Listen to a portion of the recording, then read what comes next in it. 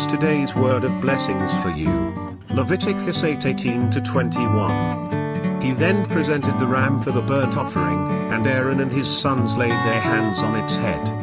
Then Moses slaughtered the ram and splashed the blood against the sides of the altar. He cut the ram into pieces and burned the head, the pieces and the fat. He washed the internal organs and the legs with water and burned the whole ram on the altar. It was a burnt offering, a pleasing aroma, a food offering presented to the Lord, as the Lord commanded Moses. Today's title is Laying Hands on Thee. One of the most unforgettable days for all pastors is the ordination day. A person is allowed to be ordained as a pastor after long and arduous preparations. The ordination is the final and climactic procedure for a layman to become a pastor officially. It's an honor to become ordained as a pastor. At the same time, it's a frightening moment for those who are ordained. Every pastoral candidate knows how sinful they are. But as they become ordained, they represent the Lord in many ways. They speak for God through preaching. Their actions should reflect God's holiness. They should lead the flock not only by words but also by examples. How will they carry out such a holy mission? A pastoral candidate underwent long and arduous preparations to become a pastor, such as seminary training, test, interview, and internship. Although such preparations are greatly needed, no preparations are indeed sufficient to prepare a sinner to become a servant of a holy God. They need the anointing of God more than anything else.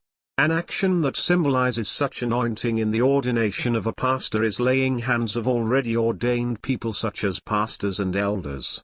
In fact, that is the climax of any ordination worship.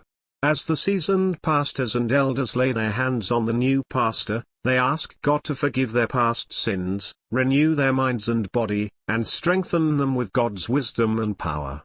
We see the spiritual root of such ordination of the servants of God in today's passage. God commanded Moses to ordain Aaron and his sons to make them priests to serve in the tabernacle.